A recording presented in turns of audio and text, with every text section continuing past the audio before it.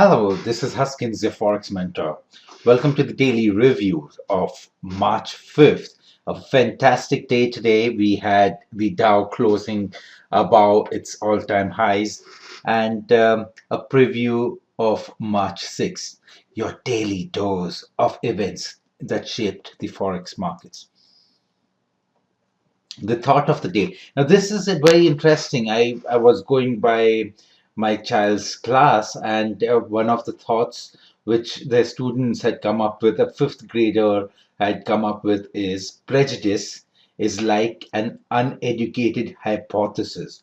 Oof, he's using some big words out here, but it's so true that if you have prejudice against or against somebody or about community, you just creating an hypothesis based on no facts on the ground. Now, I do not know whether I can call this your daily smile, but it is indeed what's actually happening with all the fiat money. They're falling off the cliff, and the only difference is that which is falling faster.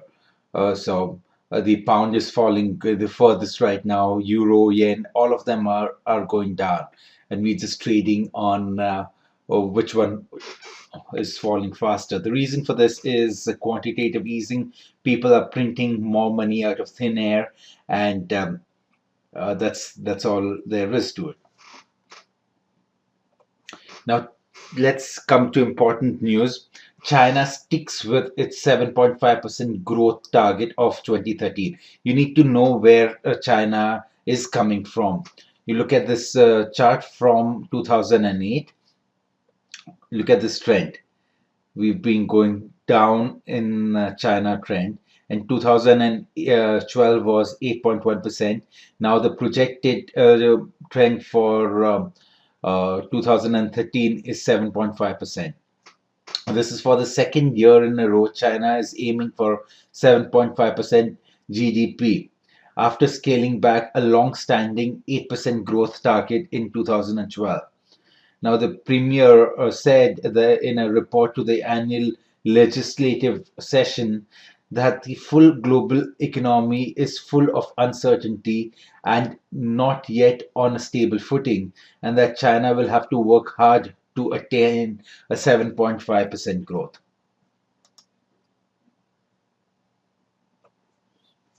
And some interesting news, Fannie and Freddie securitization, a company in the works. Now, Fannie Mae and Freddie Mac will launch a joint company responsible for the home loan securitization. Uh, Now, if you all do not know what this is um, this is what one of the reasons which led to the collapse of 2008. Fannie Mae and Freddie Mac were quasi government entities. They were private, but then they were backed by the US government, as this cartoon clearly shows. They were basically dead, and the only reason why they stood alive is because our Uncle Sam out here propped them up. And what they did is that they took houses and put them in a pool, and these pools were sold for trading purposes. And what was backing the pool was the assets. It was securitized assets, which was the mortgages, and it worked fine till there was some value in these mortgages. But when the real estate market crashed, these mortgages were useless because people stopped paying their mortgages on time.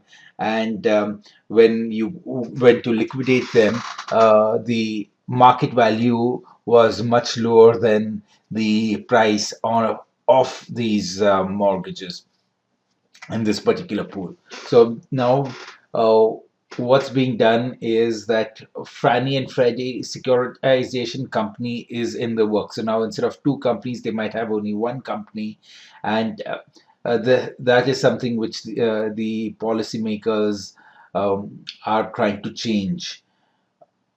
in USA. Now Dow has eclipsed its all-time closing high of 14164.53 of October 9, 2007, and its all-time intraday high of 14244. That's 5 years, 4 months, and 24 days to get back to its previous high. We'll have more on that in a little bit.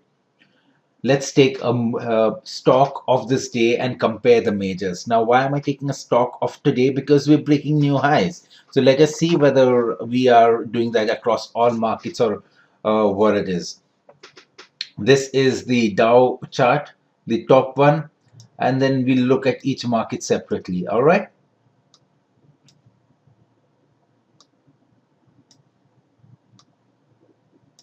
So you see um, in 2007, we had this all-time high created, and for the first time today, we are breaking new highs out here. All right. Now let's look at the other markets. Euro USD.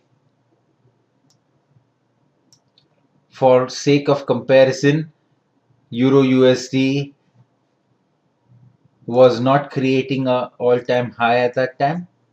It was right in the middle, and let's see where the price is right now.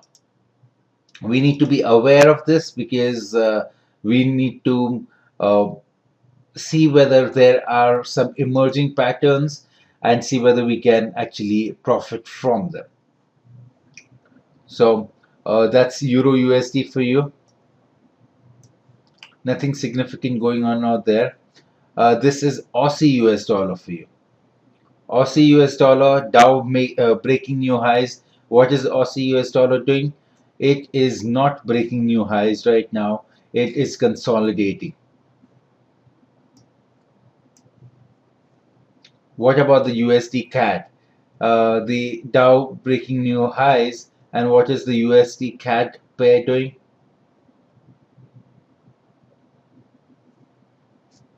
Nothing much. It is on its yearly high.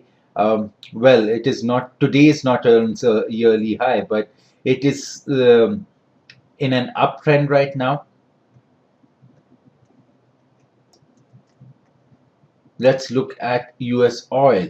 US oil is the lowest it has been for this particular year.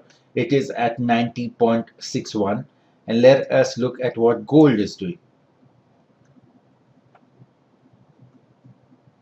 Now gold is at 1.57775. Like I said, the Dow is alone in breaking its new highs. And why I brought these other charts in comparison is because I wanted to uh, establish whether this is a real breakout or it is a fake out, right? Are we Is there a reason for this particular market to be breaking its highs? And it's not just this market. We're talking about the S&P is close to its highs. Basically, the stock markets are close to its highs. Is there a reason behind it, or is it more hot air? So that's a question which we need to answer. And but before that, I'd like to talk to you about what the Mexican government told its central bank. It told its central bank, audit our gold. The Mexicans are worried about the 4.5 billion worth of metal. They hope it is where they think it is, in the vaults of Bank of England. But they'd like to have an audit to be safe. You can't be too sure nowadays.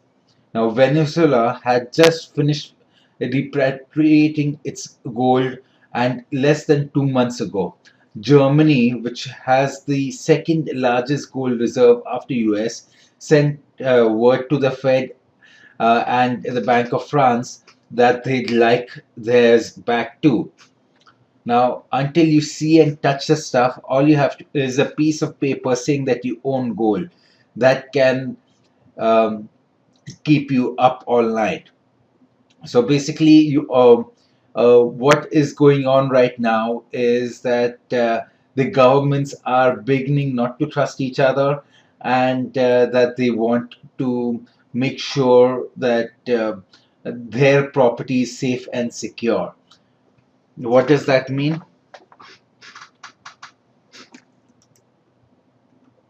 It means that we have a game of musical chairs going on right now, with the Dow breaking its all-time high, the other markets not following it right now, and this not being on any fundamental growth in terms of profit and employment, or no other indicator is producing a phenomenal track record, but the Dow yet continues to be its all-time high. What does this mean? It means that we need to look out for a flash crash on the stock markets. I do not know when. The problem with the game of musical chairs is that you do not want to be the last man standing. Right now, if you get long into the market, you may very well end up being the last person to get a chair or to pass off their stocks to.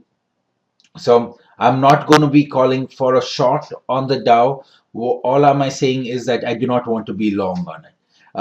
Having said that, the Dow may go up a few more 100 points before a crash comes in, but you heard it here first. A crash is on its way. It could take anywhere from a few days, maybe a few months, or even a few years. We don't know, but um, the Dow has gone up on hot air, and that's something which we need to be aware of. Now, a preview for next week. Oh, sorry, not next week, for tomorrow. Now, this is basically our page, a premium page, and in the premium page there's a little note on what the different currencies are doing. More importantly, we have our trade plans. Now at 4:30 we'd have the Aussie GDP. Now I do not have a trade plan. I always watch the currency's reaction, so that we might have a trade plan soon. And that's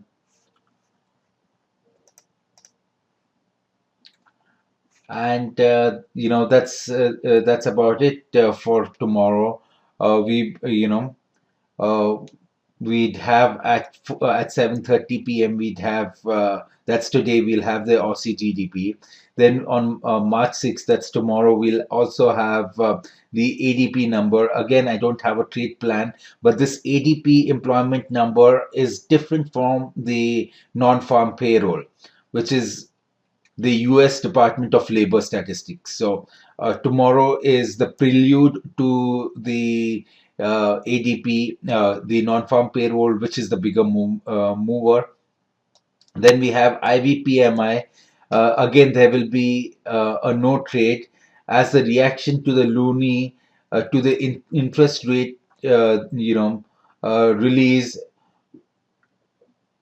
will be more important than that of the IVPMI. So since there are a lot of combined releases, I will be taking it nice and safe tomorrow and not being risky. Then later in the evening, Japan will be announcing its interest rate information. Now, there's nothing, Japan's not going to change its interest rate, but we might have Kuroda coming in and talking about more bond buying and more quantitative easing. So we need to be, talking or looking at this. So that's about it, folks. Have a wonderful day, and it's always good to not trade in case of uncertainty, rather than trade and try to make money when you do not have a trade plan. Thank you.